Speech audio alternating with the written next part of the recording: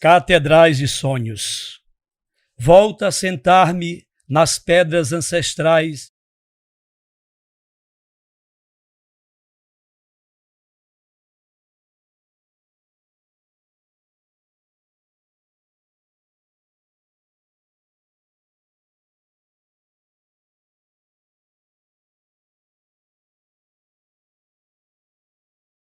da eternidade das pedras, que transformadas em cátedras me ensinam sortilégios fluídos na monstruosidade de sua eterna mudez. Dizem-me que amar é desconhecer todos os limites da existência, que compreender é virar a alma pelo avesso, que educar é gravar influências através da magia do traço de união que gera a unidade entre o eu e o outro. E chorar é cantochão e réquiem da alma diluída no salso líquido das lágrimas, que a eternidade não dura tanto quanto um minuto de tristeza e ira, que viver é navegar no sonho sem se cansar de ousar esperanças. As pedras do meu terreiro não sentem, não amam, mas ensinam a vida nas ilusões. Não é à toa que se diz que pelos santos se beijam as pedras.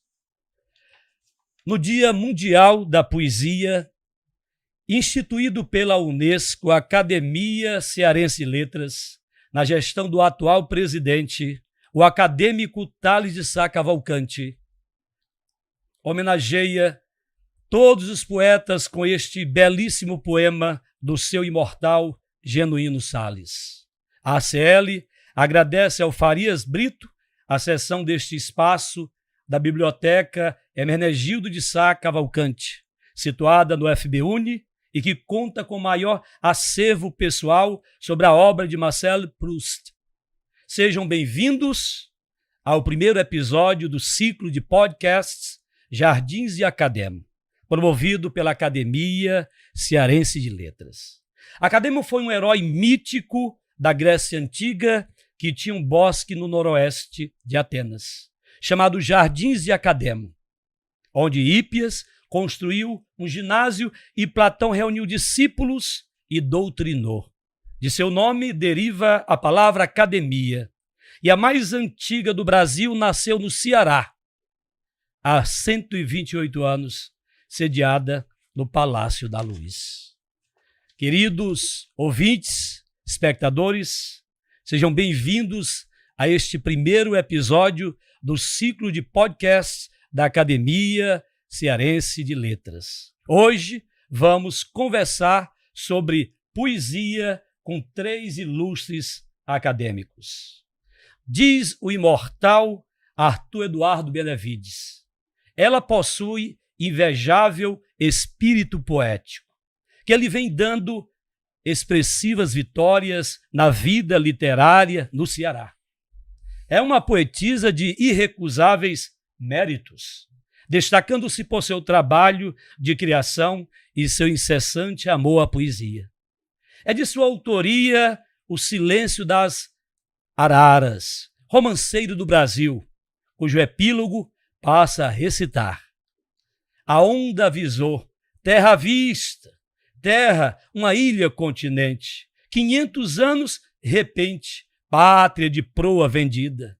Assim o mar traz sua dor, mas canta, a dor faz cantar, uníssonos vento e mar, e chão, e céu e andorinhas, soam num cais excluídos, natos desaparecidos. Ah, as cantigas marinhas, sonhando anteriores ilhas, ilhas do acaso e das aves, sem naus, sem fados, sem quilhas. Falo da poeta e professora, a acadêmica Révia Herculano. Révia, seja muito bem-vinda ao nosso espaço. É uma honra tê-la conosco. Fique à vontade. Obrigada. Para as suas palavras iniciais. Bem, aos nossos ouvintes. De primeira, assim, eu gostaria de fazer uma homenagem à própria poesia, né? Dizer que fazer poema é expressar com o nosso ritmo o mundo informe, a imaginação. Então, isso aí, para mim, é a grande coisa da poesia. Você está com as ideias e ela desce e você é impulsionado a fazer, entendeu? Para mim, criar poesia é isso, né? Porque se sabe que poesis é criação em grego. Então, como eu sou muito tendenciosa às coisas gregas, inclusive estou fazendo um mestrado em que eu estou me especializando em mitologia grega, isso me dá um tipo de alento, saber que a Grécia ainda está por todo canto. E você tem feito um trabalho sobre Cassandra, é isso? Sim, tenho feito. Inclusive tem uma conexão muito interessante com hoje a polêmica de hoje em torno do etarismo, né? Foi na mídia, Pois é. a exclusão, quer dizer, o preconceito contra a idade, o idoso, né? Cassandra era filha do rei Príamo, né, de Troia, e ela era sacerdotisa de Apolo. Como sacerdotisa de Apolo, ela não podia pertencer a ninguém. E Apolo quis possuí-la, por conta disso, tirou os direitos que ela tinha, que era de profetizar. E ela passou a não ser acreditada. Não foi acreditada por absolutamente ninguém. Falou que havia a guerra de Troia, ninguém acreditou. Falou que ela mesma ia morrer com Agamemnon, que era Agamenon que a gente chama, também ninguém acreditou. Portanto, a Cassandra ainda continua sendo o símbolo da mulher desacreditada. A mulher vai para uma delegacia, vai ela e o marido. Os homens que estão lá só acreditam no marido, porque é o tal complexo de Cassandra. Entendeu? Então a literatura, a arte, ela dialoga com o mito e é capaz de fazer acender na alma humana essa sensibilidade necessária para o questionamento da vida. Da vida e principalmente o posicionamento da mulher. Sim. Não pode mais continuar do jeito do tempo de Cassandra. Não sei quantos séculos antes de Cristo, mas ainda continua. Nós ainda estudamos na psiquiatria o complexo de Cassandra. Muito bem, adorei o seu comentário e essa ligação, né, com o dia de hoje, né? Pois é. A partir do mito. O dia de hoje também, né, que é o dia também, a metáfora é a matéria-prima da poesia. Então eu gostaria só de ler aqui uma frasezinha muito miúda. Ótimo. Do Roland Barthes, que ele diz assim: a metáfora são ferramentas de sedução. Isso. Então, eu achei incrível esse pequeno comentário dele, porque é a matéria-prima da poesia e a poesia é uma sedutora. E a metáfora transcende o tempo, subjuga o próprio tempo, né? Exatamente. Contra a metáfora, as mãos de Cronos não conseguem alcançar. Né? Exatamente. Quando lemos um poema, seja do Juarez, seja de Hévia, seja do Pio Rodrigues, podemos ler pela 1000ª vez como se lêssemos pela primeira vez. Por quê? Porque o poeta bebe das águas de Heráclitos. Se não tomo banho 2 vezes no mesmo rio, não consigo ler a mesma coisa pela palavra polifônica, né? Que o poeta consegue expressar. E a metáfora, eu acho que quem faz metáfora tem um dom muito bom, viu?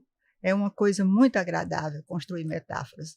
Mas Perfeito. Você havia dito que eu podia ler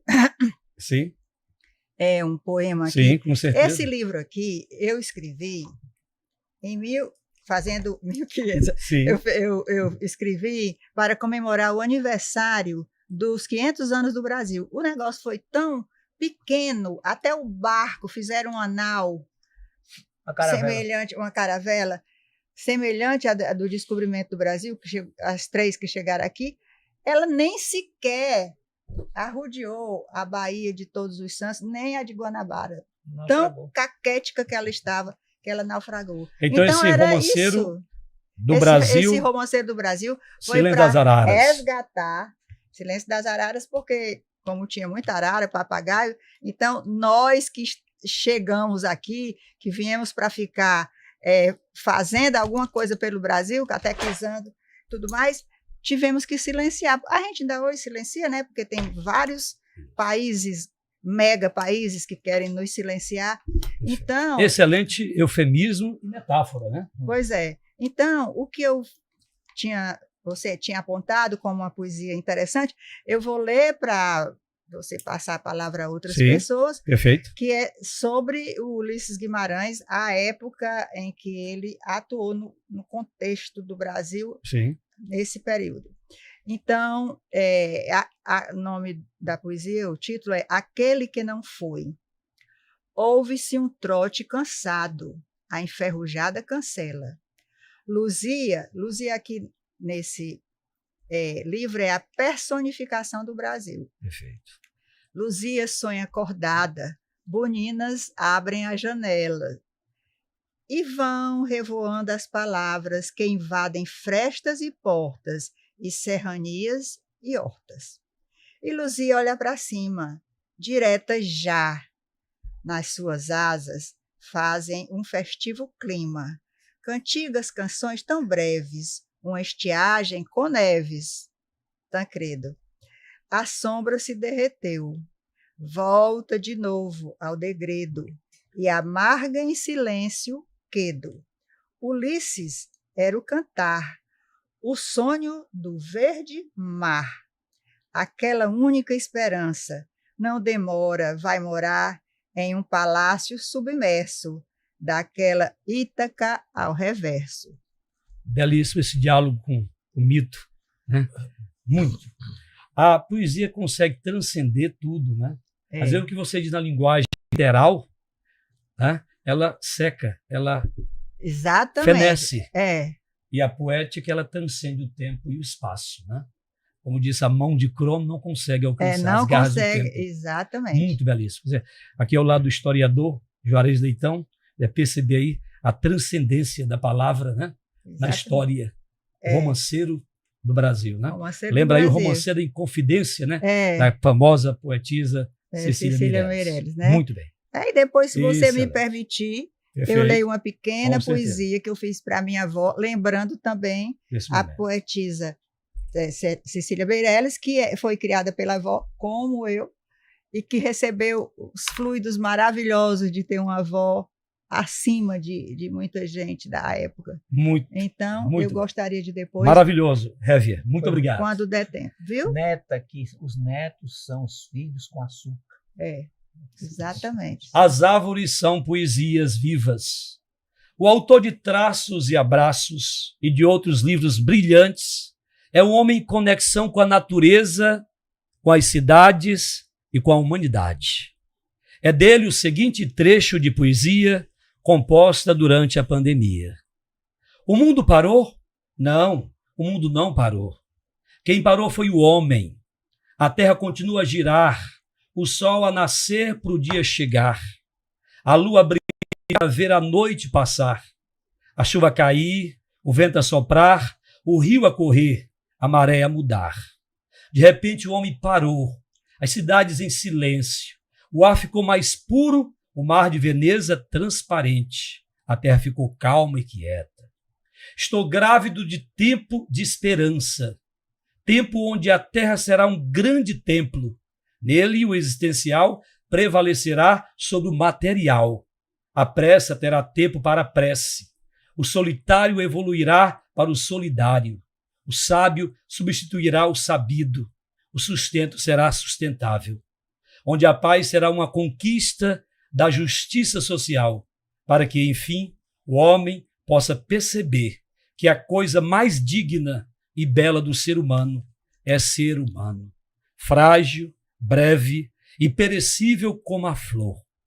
Estes belos versos são de Pio Rodrigues Neto, poeta, compositor, engenheiro, empresário. A presença de Pio Rodrigues na ACL tem muito enriquecido os jardins de Academo. Pio Rodrigues, seja muito bem-vindo. É uma honra tê-lo conosco. Fique à vontade para suas palavras iniciais aos nossos ouvintes e telespectadores. Primeiro eu queria agradecer pelo convite e pela honra de estar aqui à frente de dois grandes membros da academia e participar dessa primeira rodada aqui, esse podcast que com certeza levará muita alegria aí para todos os ouvintes nessa compartilhar de sonhos e poesias, né? Eu sou um sonhador por essência e acho que a poesia, para mim, que sou aluno de colégio militar, engenheiro, escorpiano, perfeccionista, ela é um bálsamo na minha vida, né? E esse encontro da poesia, para mim, foi uma descoberta magnífica. E eu aqui evoco uma figura que eu gosto muito de trabalhar, que diz o seguinte: a alma humana tem duas dimensões, a dimensão de ilha e a dimensão de ponte. Estar ilhado não significa estar isolado. Você pode estar na companhia de várias pessoas, mas são sempre as mesmas pessoas, nos mesmos lugares, contando as mesmas coisas, discutindo os mesmos problemas, ou até lendo as mesmas poesias. Então, ali você está ilhado. A outra dimensão da alma humana é a dimensão de ponte. Ponte liga e transporta uma coisa, liga um lugar a outro lugar. E transporta coisas e pessoas de um lugar para outro lugar. E acho que todos nós devemos sempre estar observando se nós estamos usando a nossa dimensão ilha, que fica parada, ou a dimensão ponte, que nos transporta a outro lugar. A poesia foi uma grande ponte para mim, porque eu consegui chegar em lugares que eu não tinha nenhuma penetração, e cheguei à Academia Cearense de Letras. Mas, para além disso, ela também me proporcionou uma outra sequência da poesia, que é levar a poesia para a música, porque a música nada mais é do que uma poesia cantada, como dizia o nosso grande amigo e nobre Pedro Henrique Saraiva Leão.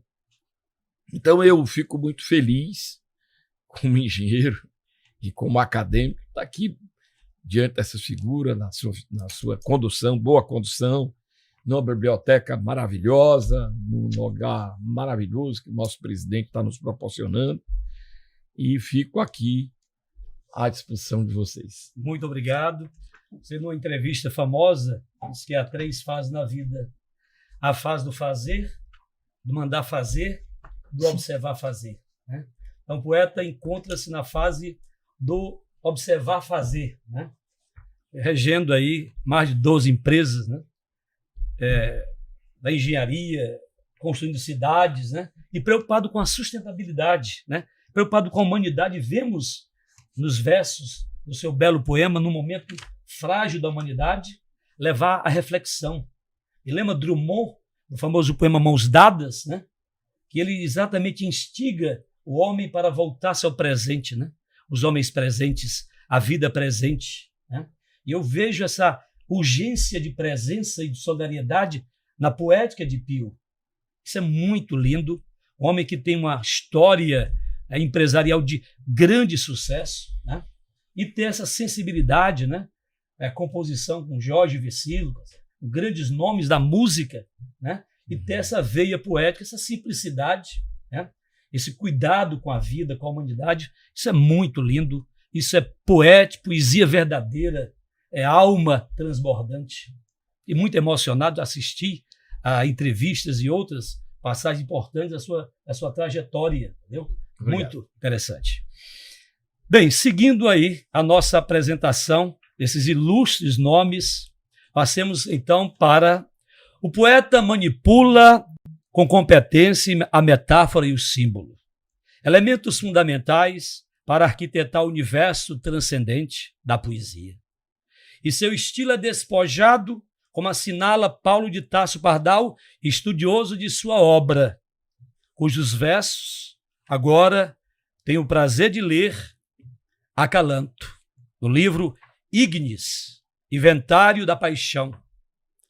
O quebranto e a fadiga não ajudam a resistência, e eu quero um colo de amiga para murmurar confidência, um colo que me aconchegue na banda da madrugada, no sol da semeadura, no remanso da calada, um colo cheiroso e quente, tépido berço, boa quintura, um calorzinho eloquente para a alma e para a criatura, um colo que me carregue para as águas do amanhã, um colo que não me negue o leite, vinho, pão e lã.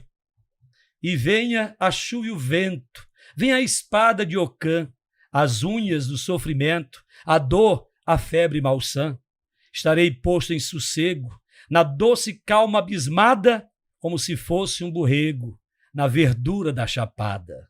As finas mãos do aconchego, sobre o sono confiadas, e uma cantiga de conchego, levemente, né, murmurada. Então aqui, belos versos do poeta, historiador, um nome ilustre do Ceará, da Terra da Luz, biógrafo, acadêmico Juarez Leitão, que tenho a honra de apresentar. Juarez, seja muito bem-vindo ao nosso podcast. Fique à vontade para as suas palavras iniciais aos nossos ouvintes, internautas. É um prazer compartilhar uma roda de poesia, porque a poesia é um planeta especial. A poesia, ela consegue a transfiguração, a transcendência do banal, do ordinário, da matéria. O poeta é alguém que enxerga além da pedra. É alguém que transmite o seu tempo, a emoção humana, o sentimento de sua época. O poeta é um profeta, um vate, né?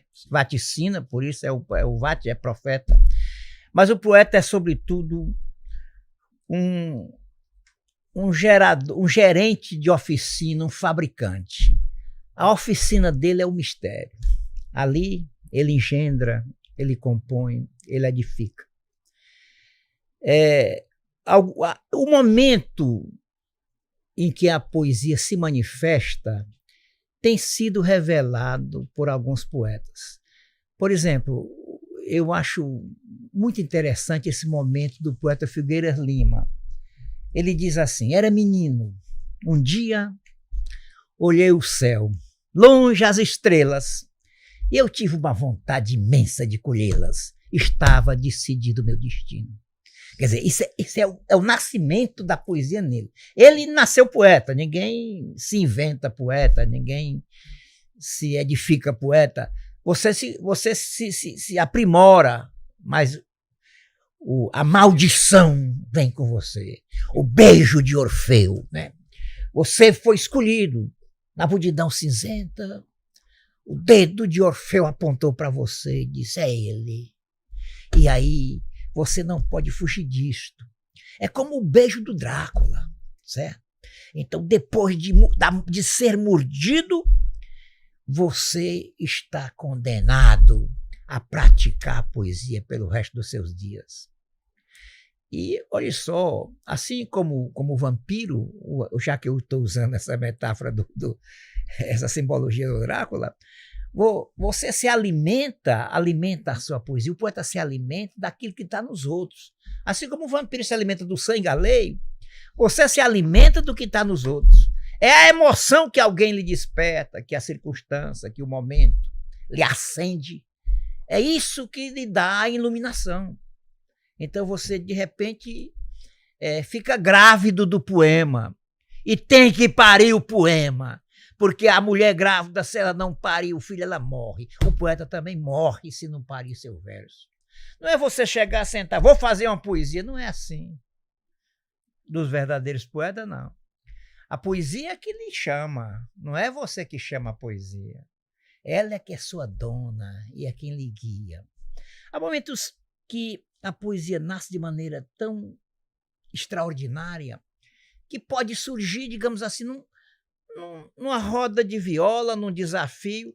Veja só isso que aconteceu com o cantador, com o repentista João Paraibano.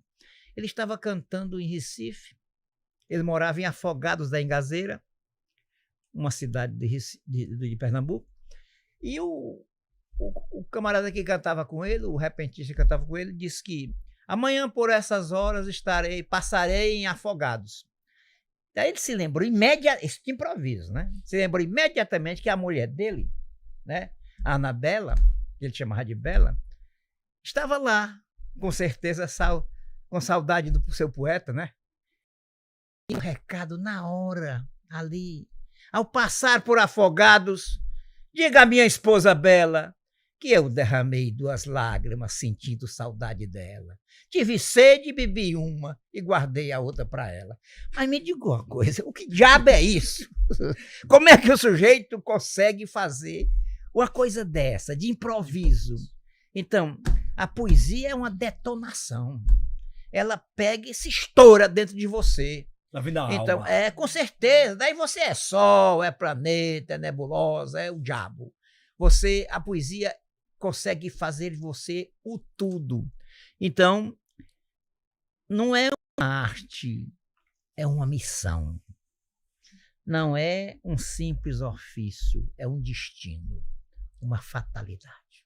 O Érico Veríssimo, quando tinha 15 anos de idade, o pai chamou à noite, não havia eletricidade, para atender a um quase moribundo, que tinha levado uma senhora facada, e o pai ia fazer lá uns pontos cirúrgicos e pediu que o filho, Érico, segurasse o lampião, enquanto ele fazia os pontos naquele infeliz. Ele gritava tudo e ele segurou a lâmpada. Pensou em algum momento em desertar do seu posto e sair correndo. Quando, de repente, ele pensou, se eu abandonar a vida desse infeliz, fenecerá. Então ele segurou até o fim. E então, no seu livro, Solo de Clarineta, ele fez a metáfora do escritor, do poeta, do romancista, daquele que trabalha com arte. É esse homem, essa mulher, que usa a arte poética, a arte que Cecília Meirelles chama de que tem sangue eterno, que tem asa ritmada, ou seja, que é inapagável para iluminar a humanidade.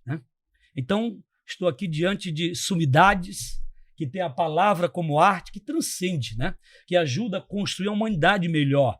A própria Unesco, em 1999, quando escolheu o Dia da Poesia, ela sabia que a poesia é essa arte capaz de transmitir as mais diversas emoções da humanidade.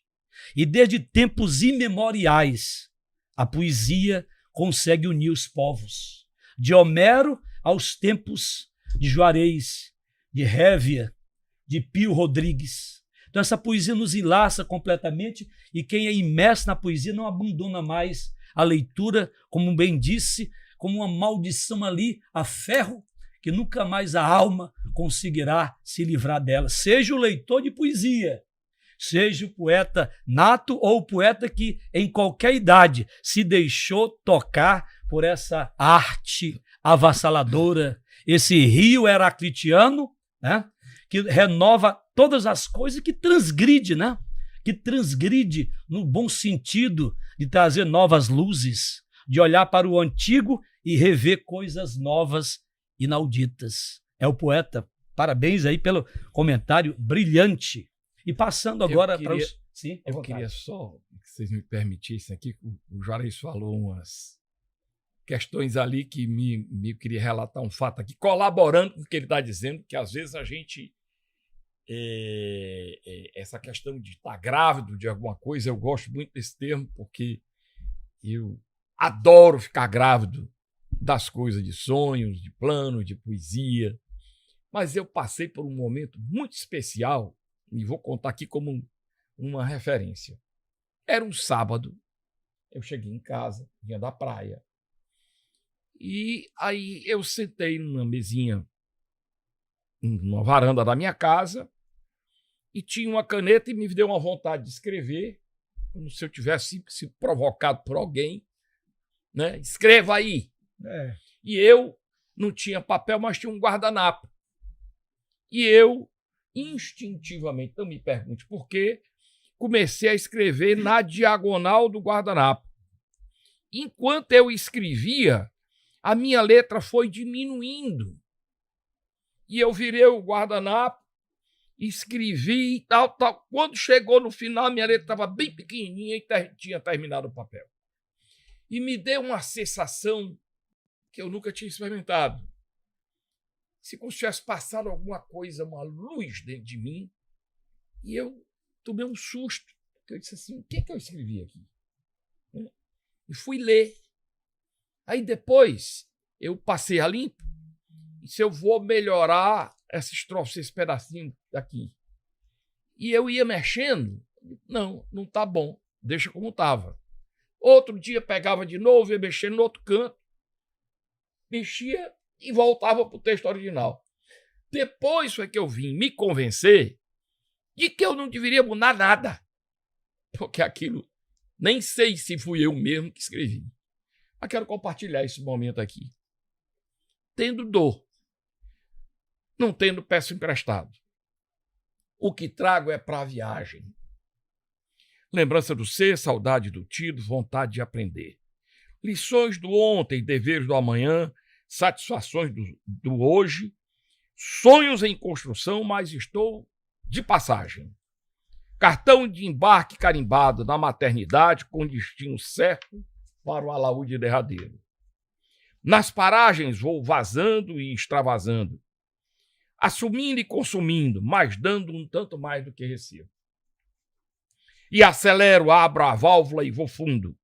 Peço passagem como quem tem pressa e sigo viagem, linda, primeira e derradeira, ida sem volta, mas fazendo bagagens. Mala cheia de realizações e decepções, mas cheias. Acho até que devo pagar excesso de bagagens. Se me pedirem para aliviar no meio do embarque, deixo uma valise pequena e descartável, onde tinha guardado separados algumas tristezas, graves ingratidões e umas gotinhas de desilusões. O resto vai comigo, não abro mão. Pago o que for preciso, mas vai comigo. E quando chegar do outro lado do Porto Seguro, desembarco com um passaporte visado e autorizado pelos anjos, que me entregarão novas valizes, leves, vazias e cheias de esperança. Brilhante poesia, os versos conseguem transcender a nossa alma. Como disse o poeta, sente-se grávido. Ele dá essa luz, mas também engravida o leitor. Quando o poeta fala de si mesmo, ele está falando da humanidade. E é isso que liga os povos. É isso que vemos na poesia de Pio, na poesia de Juarez, na poesia de Hévia. Olha, pegando aí esse gancho do Sim. Pio, eu queria dizer que esse meu próximo livro, né, já está todo pronto, e a primeira parte é bastante intimista, são coisas minhas, e a segunda parte é toda do mito da mulher mitológica, com todas as Cassandras e Eletra, e mais Clitemnestra, e mais todas elas estão lá. Por isso que eu coloquei o título de Sopro de Eros, porque isso que o Pio teve foi um sopro. De repente ele ouviu algo de alguém, de algum ser, alguma entidade que chegou para ele e disse isso. Por isso é que eu acho que sopro de Eros, que Eros é o deus do amor, ele cabe, né, em qualquer situação, em qualquer contexto. Então eu acho que vai ser um título interessante, bem preciso para o que eu escrevi. Então, Metáfora linda também, né? é uma metáfora também, Linda. né? É. Sopro de Eros. Sopro de Eros. A É o suavidade, próximo. né? E é a inspiração. Lembra a chegando, Cecília, né? naquele verso de Motivos, tem sangue eterno, asa ritmada. Quer dizer, toda essa leveza, essa poesia lida aqui pelo próprio autor, eu senti isso de Cecília Meirelles, né? Porque é inapagável. A marca que nos deixa é eterna. E lendo o mesmo poema, ouvindo o mesmo poema, novas sensações despertam. O poeta é um procriador de almas, despertador de amanhãs, de auroras. De auroras, principalmente de auroras. Veja só, quando acontece, quando eu falei há pouco, e o Pio ressaltou a circunstância, a poesia o procurando, como procura a Hévia e a todos os poetas. Uma certa noite, estava numa recepção. Quando entrou, eu estava conversando na hora do coquetel aqui com o poeta Barros Pio. E entrou uma mulher. Parecia uma visão celestial. Era uma mulher, eu não conhecia, nunca tinha visto, uma bela, sob todos os aspectos, vestida de vermelho. Ela entra naquele recinto, naquela festa, que era numa casa, nós estávamos sendo recebidos ali, e o poeta Barros Pinho, grande poeta de sensibilidade de cristal, ele tomou um susto com a presença da mulher e quebrou a taça. A taça caiu das mãos dele. Eu digo, poeta, se segure. Mas olha, naquele momento, eu senti que naquele momento nasceu a poesia em mim. Naquele momento, eu senti que nasceu um poema. Aquela visão, aquele impacto, aquela consequência, o susto que provocou no poeta, e na admiração, de repente, todos os olhares eram para aquela mulher. E no outro dia, eu pensei que fui dormir, voltei para casa, pensei que tivesse livre, mas não estava. Daí eu na quase aquela coisa como se estivesse de manhãzinha acordando. Na antemanhã. Na antemanhã, e veio aquele sopro. Imediatamente eu comecei a escrever esse poema, que eu só vou ler partes dele, ele é longo. Esse poema ganhou o Prêmio Ceará de Literatura. Ótimo. Zumbe o verão. A circunstância, vai acontecer o surgimento da mulher. Zumbe o verão, zumbem as abelhas tardas, zumbem as coisas e os modos do verão, as afogadas bênçãos e os acicates, construído no ofício dos combates, zumbe a tristeza, insepulta e peregrina, resvalando suas asas pelos becos. Mas, na arte do tempo, brota a rosa das circunstâncias e dissemina seu aroma em meio à ventania. E o acaso galopa na solidão e no pó da travessia. Lá vai acontecer alguma coisa. Quando surgiste do desvãos do nada, naquela noite sem razões, os caminhos de súbito se acenderam. Eras a epifania do verão, o pássaro do rei, o rio transparente onde se via esse cardume intrépido dos desejos. Trazias do Louvre, a Mona Lisa, trazia do Louvre o suave sorriso, a inelutável graça, a mansa solidão dos céus, e pisavas, luminosa e serena como um peixe, na margem ansiosa da noite, as fracas prevalências do meu dia. Ah, senhora, eu te vi assim, como um poema em gesta ou já nascido, um canto inaugural, o salmo vertical, vertebral, talo de girassol, eis-guia e de escarlate, eis-guia, tal a fada lunar do fim da busca, no cumprimento final da profecia. Daí eu fico com medo da visão e peço o auxílio dos profetas e dos deuses. Salve-me, Siddhartha, desta aparição. Assim porta no espelho da noite, do magneto dos olhos, agulhas negras de mistério vivo, do enxame dos cabelos, abelhas grávidas de mel, do dorso musical, linha de fina seda. Valha-me, profeta das farpas dos seios, ave dos guerreiros em resoluta afronta, do ardente umbigo, valente lampião dessa chapada. Só uma parte.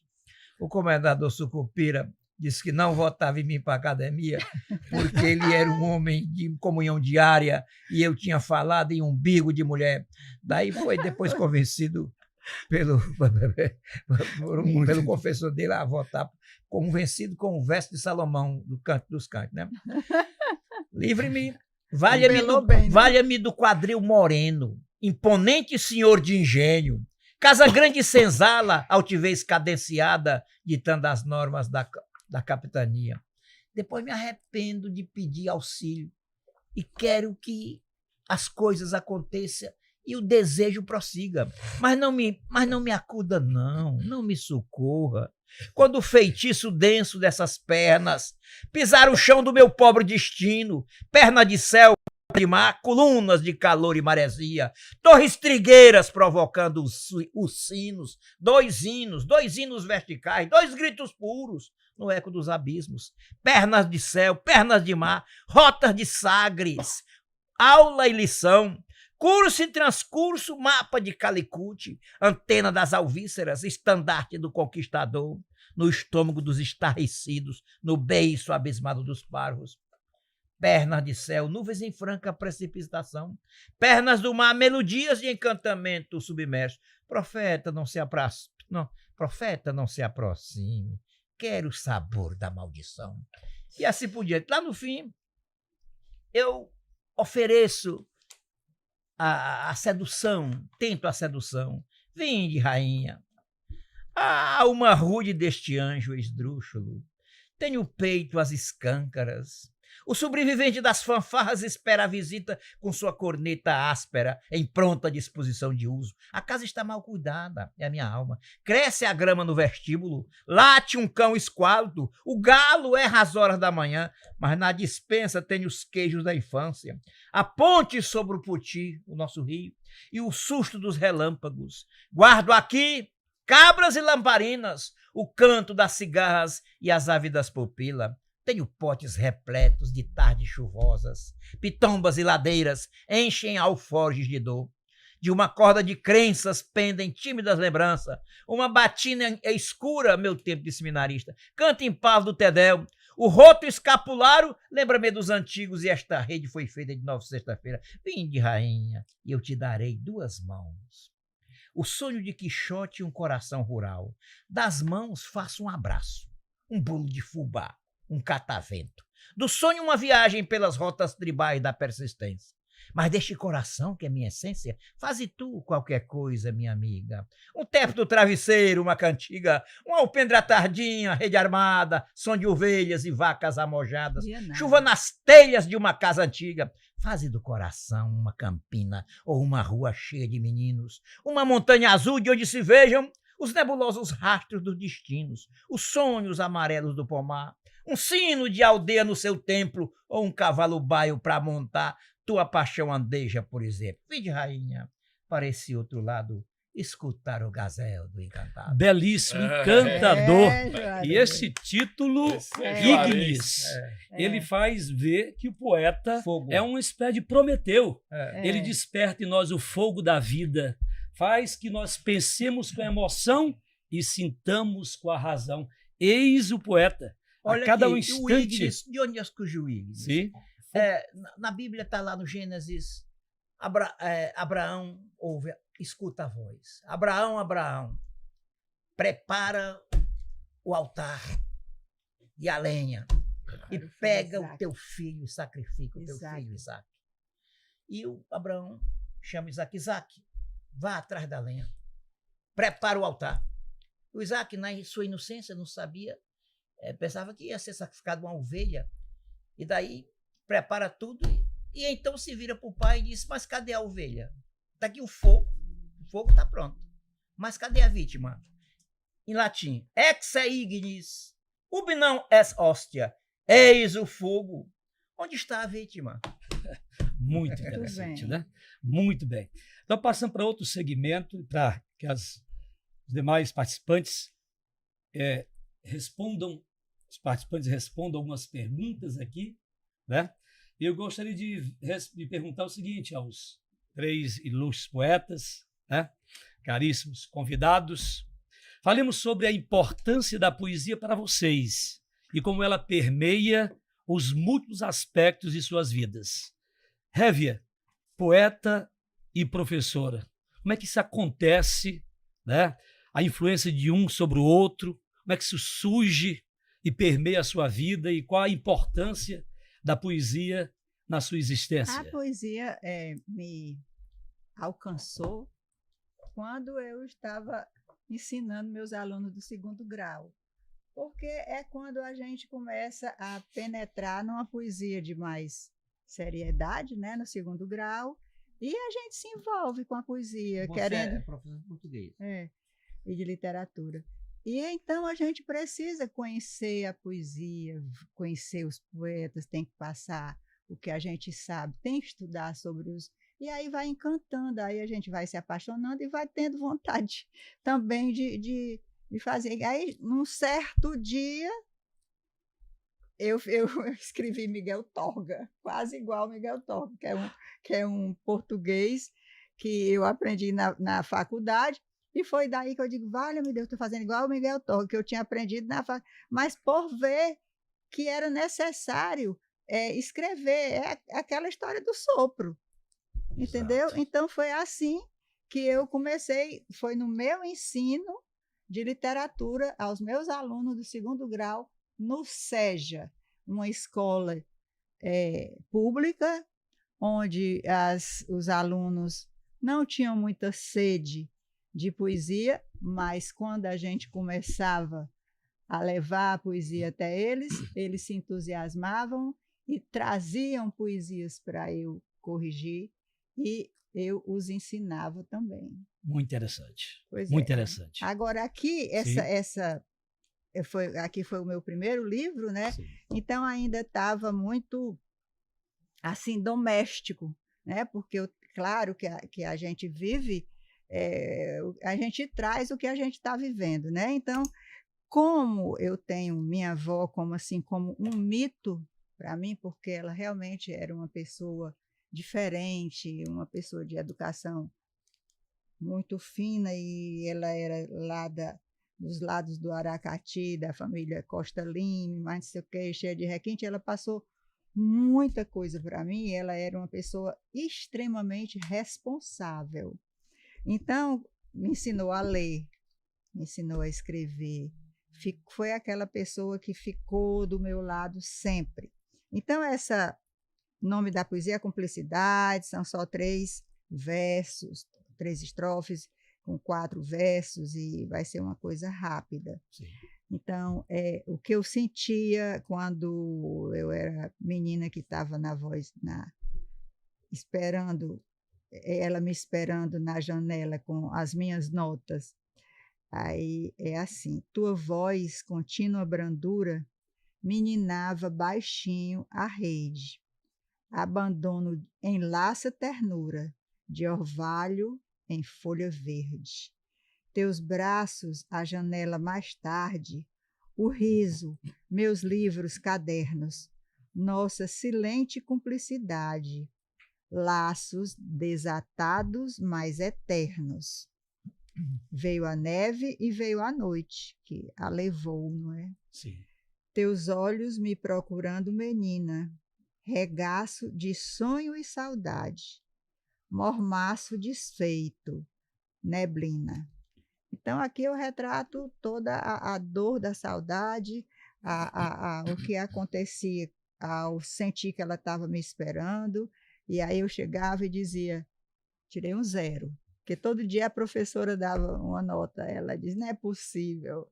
Aí, quando ela via que só tinha 10, aí ela me dava um abraço, aquilo ali para mim era a maior felicidade, levar esses 10 tudo para ela. Então, é isso aí, é uma fotografia da minha infância que eu quis. No exercício da docência, a poesia ajudou a construir a educação, essa ponte, né, com os alunos, sensibilizá-los à necessidade da leitura.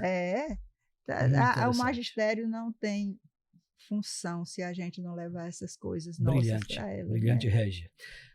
Pio Rodrigues, para você, com a sua trajetória de empresário, de poeta, de engenheiro, como é que convivem essas múltiplas pessoas em você?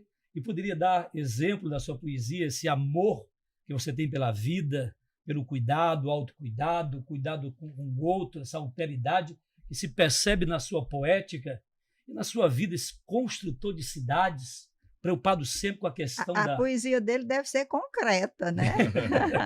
o engenheiro da poesia, né? A poesia grande, né? Eu queria só colaborar um pouquinho aqui, antes de me colocar como Juarez. Sim.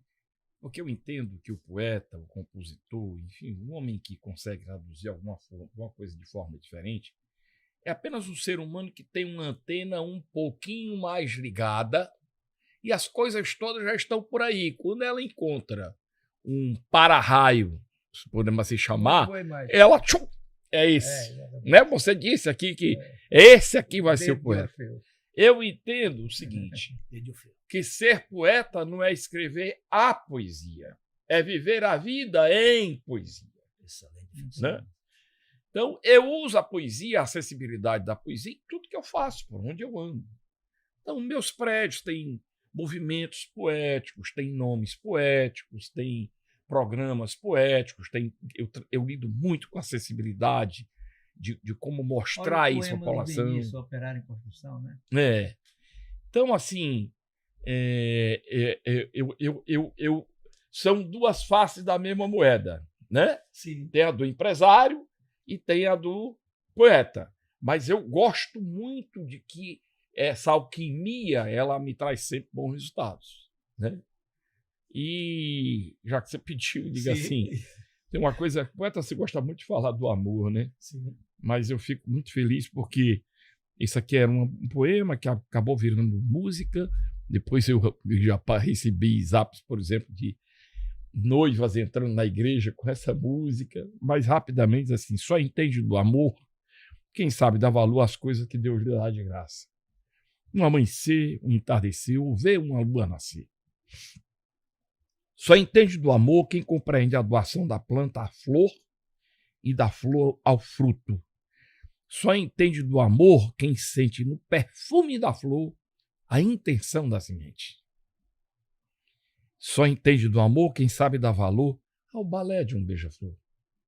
Só entende do amor quem escuta o ronco de uma orquídea aflorar.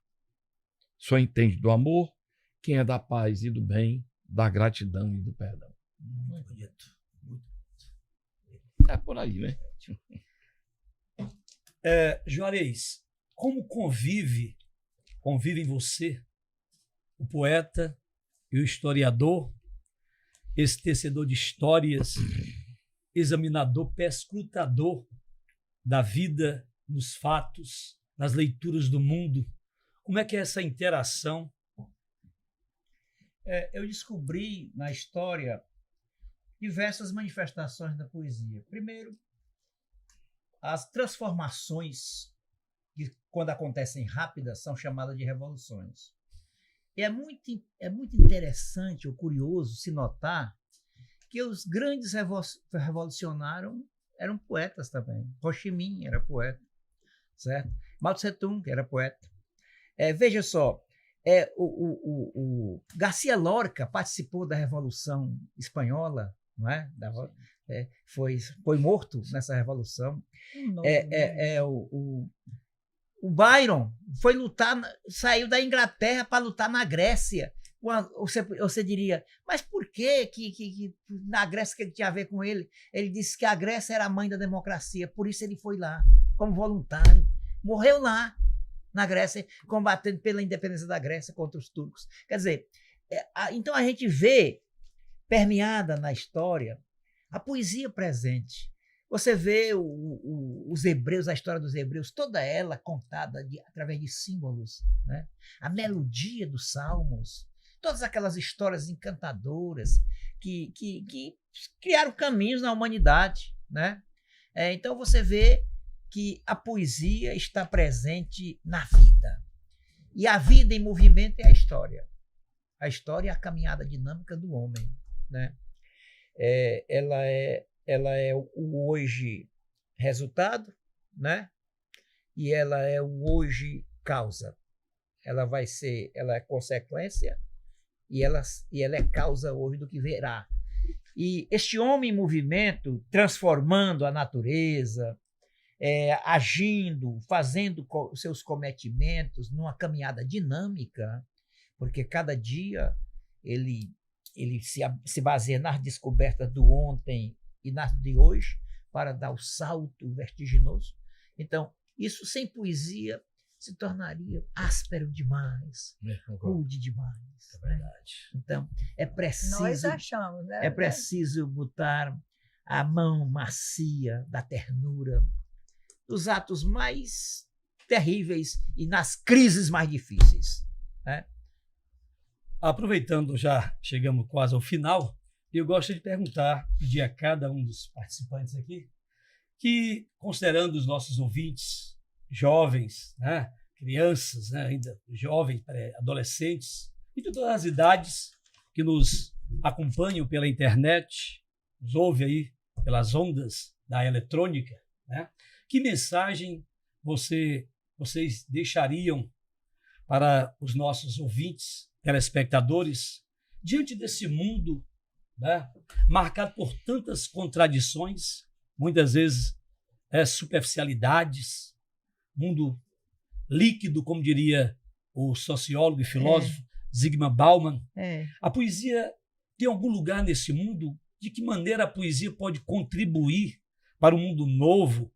Qual é a mensagem que cada um de vocês deixaria para os nossos espectadores, nossos ouvintes? Vou começar aqui com a Hévia. Eu gostaria de dizer que o jovem, ele chegasse à vida madura com uma disposição continuasse jovem, Sim. com a disposição, com o amadurecimento, quando ele chegasse ao amadurecimento, ainda fosse jovem.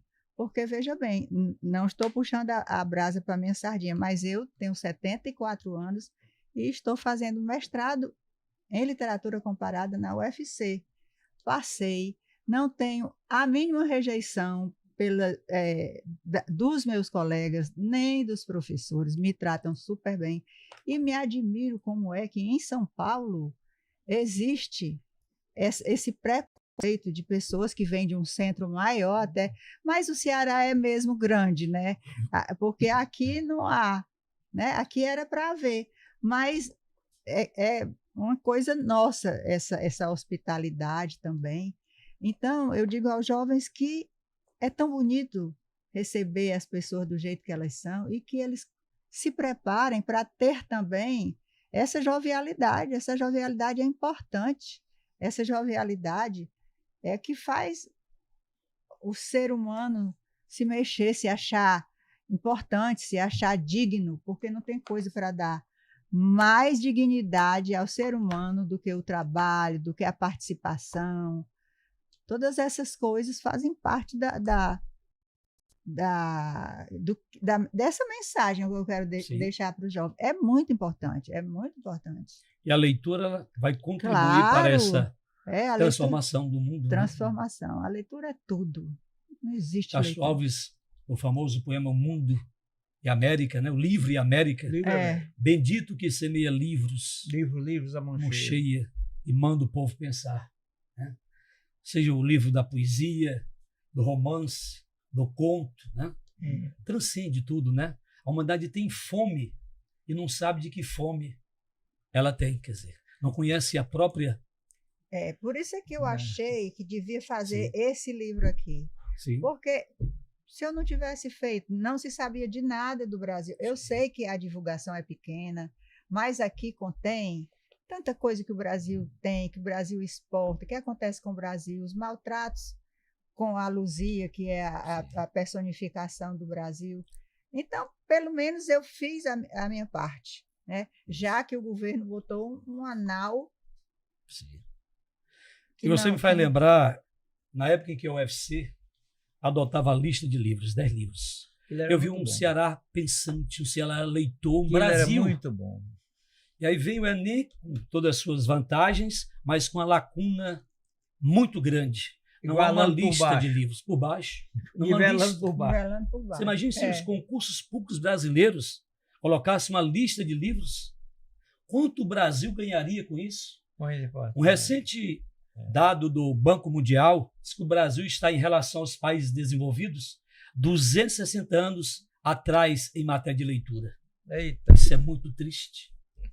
Então, para fazer ler, tem que considerar que o brasileiro, em geral, está ainda naquela menoridade kantiana, incapaz de tomar a razão e fazê-la, né, guia da sua vida.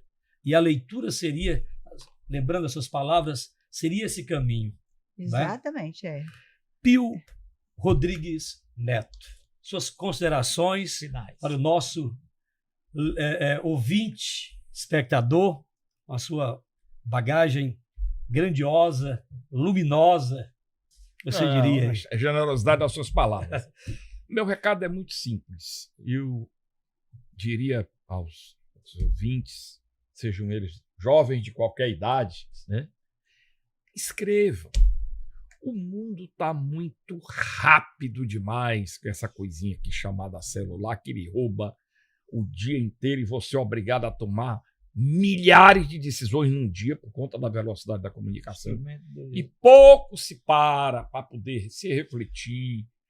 E o ato de escrever, o ato de compor, é uma coisa muito prazerosa. Quando você guarda alguma coisa, a gente escreve muito, mas rasga muito também. Eu, pelo menos, rasgo. Mas na semana que eu não tiro alguma coisa de dentro de mim, a semana não é a boa semana. E a outra coisa, o conselho que eu dou, não tenham receio de escrever, vergonha de escrever, timidez em escrever. Escrevam, que o próprio ato de escrever vai depurando, vai afinando, mas a gente tem que colocar no mundo algum ato, como o Jair estava dizendo, de ternura, né? Alguma coisa mais lúdica do que essa vida. E aí, para terminar, aqui os gregos já diziam,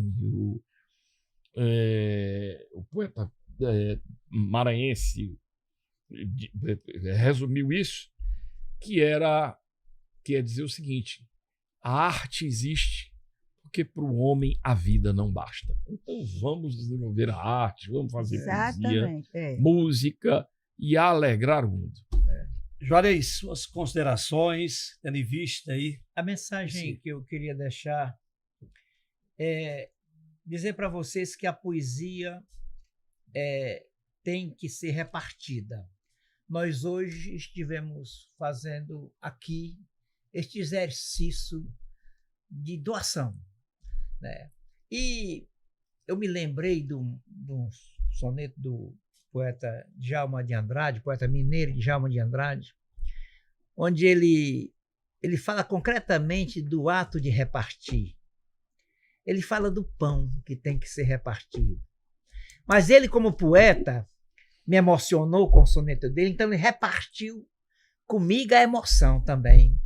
E todos os que veem, escutam ou leem esse soneto de Djalma de Andrade, poeta mineiro, quando ele fala em repartir o pão, ele está também emocionando e repartindo, portanto, a emoção dele. Que eu faço bem, diz o poeta, que eu faço bem e de tal modo faça, que ninguém saiba o quanto me custou. Mãe, eu espero de ti mais esta graça, que eu seja bom, sem parecer que sou. Que o pouco que me des me satisfaça. Mas se do pouco mesmo algo sobrou, que eu leve essa migalha onde a desgraça inesperadamente penetrou. Que a minha mesa a mais tenha um talher. Que seja minha mãe senhora nossa para o pobre faminto que vier. E que eu transponha tropeços e embaraços e não coma sozinho o pão que possa ser partido com outro em 2 pedaços. Brilhante. Olha, estamos chegando ao final do nosso podcast de hoje, Jardins de Academo. Gostaria de agradecer a presença. Um nome muito próprio, né? Muito, muito próprio. Eu queria só lembrar Sim, fica à vontade. que a Adélia Prado, nos anos 80, ela já dizia: olha, eu não me sinto com a idade que eu tenho, com o que está registrado. Eu me sinto com 18 anos. Eu tenho o mesmo dinamismo de 18 anos. Então, mais uma mensagem que eu podia deixar para o jovem. O jovem precisa pegar isso. Não abrir mão e nem se voltar para o seu registro de nascimento. Vai seguindo, olha a tua essência. Faz como eu faço. Eu olho a minha essência. Eu nem me lembro que tem essa idade. Eu fico alimentando a minha essência, gostando das coisas novas, das coisas boas, da poesia, milhões de coisas, dos meus passeios, das minhas viagens, e isso aí vai alimentando meu ego, e eu vou vendo que a vida vale a pena viver e a gente tem que resgatar os 18 anos que estão aqui dentro. Era isso. Dizer do Pio, complementando suas palavras, no compasso da escrita, desaceleramos o tempo que nos devora, né? Pela máquina que tem o seu valor positivo, mas se não souber usar, devora-nos. Né? Muito complementando as ideias. Né? Então, hoje foi um dia maravilhoso, festivo, digno do Dia Mundial da Poesia. Agradeço a ilustre presença do Juarez, que compartilhou suas ideias maravilhosas, promoveu aí a poesia na sua voz né, ígnea, Teatral. né, e a teatral, né?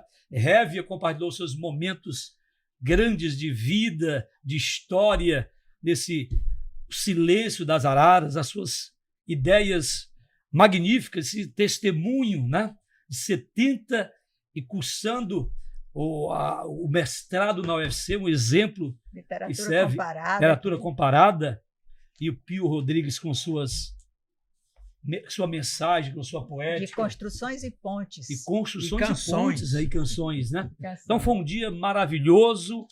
Eu quero agradecer a todos os participantes. Obrigado aos que nos acompanharam e conosco celebraram o Dia Mundial da Poesia.